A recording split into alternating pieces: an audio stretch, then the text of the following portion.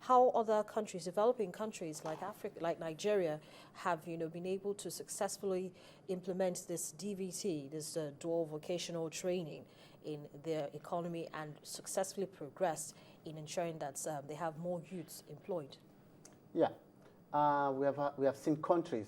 In fact, it's very clear that in Europe, Germany, Switzerland, and Austria, they are known to have the lowest number of employment of youth in the whole of Europe, and that's why they stood out.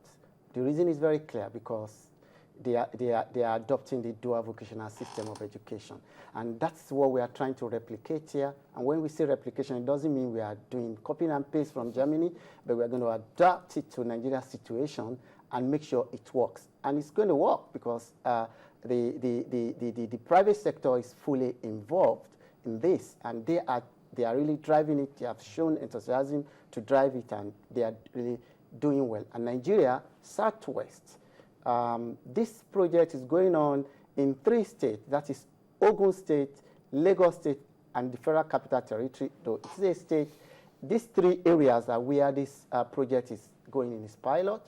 And Ogun State has been taken up because of its highest conglomeration of indigenous industry in the whole federation, we all know, and that's why it's taken up.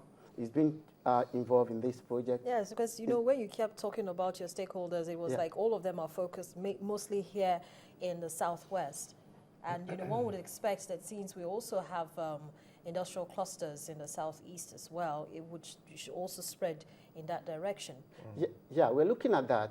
We are in the pilot phase of this project, and the pilot phase starts since 2012 December, and it's going to end by 2015 December. Up till now, we have been creating structures. Our stakeholders, we have been getting them together to ensure their cooperation, and they'll be cooperating. And now we are in the level of training of trainers, and the apprentices have been put in place in some of the professions. So we are still going to other places. Hopefully, we are going to other southeast. We are even still going to the north. But the pilot phase must be properly implemented. We have to create good structures to make sure it works, because we have to stand on a very good foundation, and that's what we'll be doing. Mr. Rene, in going to the Southeast, how is Germany, the German industry of commerce, going to work with the industrial clusters that we have there? Because we also know that we do have some of them there, especially in the automobile industry, which we know as much as possible the federal government is trying to improve on. Yeah, it's a very important question, and I think you're absolutely right. Nigeria is so big, and the population is so large that we should take into consideration other parts of the countries for our project as well. And we have been in contact with some of our potential partners in other parts of the country. We've been to Kano and also to Enugu, and had, during the fact-finding mission that Stephen Avriele mentioned at the beginning of the program, some quite interesting exchange of ideas with the local partners there.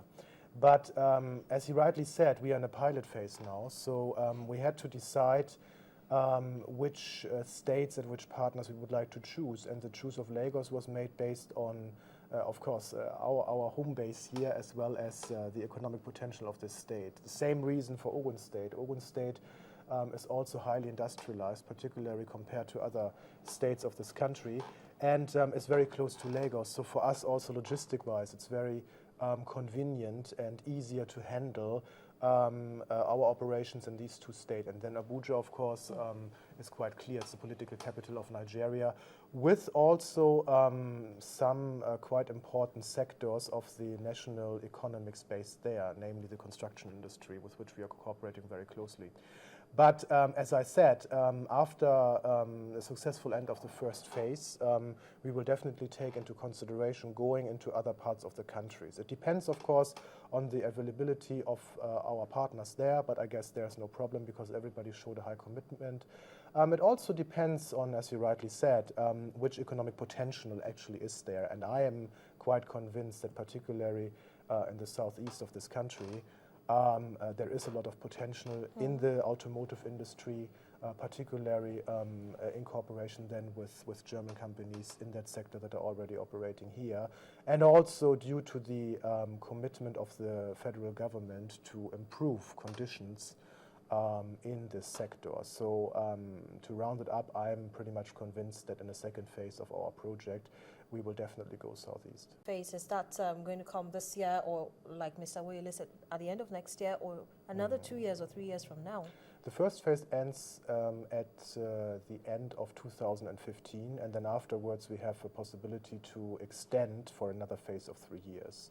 So that would be then by 2016. Okay, so in trying to broaden your scope on what particular sectors you're focusing on commerce, industrialization and commercialization and the rest of it, why not introduce one sector that we actually know the federal government is very passionate about, agriculture? Yesterday there was a launching of some silos in Shedda, the Federal Capital Territory. So now the Ministry of Agriculture is very keen on mechanizing agriculture. So why isn't there any such passion being channeled to that particular sector as well? We have that passion, definitely, and we also know, and I fully agree with you, that agriculture is one of the most important economic sectors in this world, generating, I think, more than 40% of Nigeria's national GDP. The choice we made at the beginning was pretty much based on the feedback of our stakeholders. The Chambers of Commerce as well as MAN and the NGBA told us that the specific needs of their companies and the staff working in the companies is based on training in those sectors, on those professions we are training people in. And also, as far as I remember, the agricultural sector was not organized so far as the industrial sector in Nigeria is, meaning that we prefer to work with stakeholders and get our companies and their employees through the stakeholders, like member-based organizations, chambers of commerce, as well as manufacturer So strictly organized private sector, not a private individual, for instance, that just has his own company and has a particular skill need. We would not necessarily refuse to cooperate with any private sector individual, but it's always easier for us to gather them through an institution we already know and we have been cooperating with. And then also the approach of our project is that a chamber of commerce, and that is basically the German delegation of industry and commerce here, with a German background, should cooperate with chambers of commerce and commerces in their host country as well as with professional bodies. So to answer your question, we would not refuse to cooperate with any individual, but it's always more in the scope of the project and the vision and the mission of the project to cooperate primarily with those institutions we mentioned. But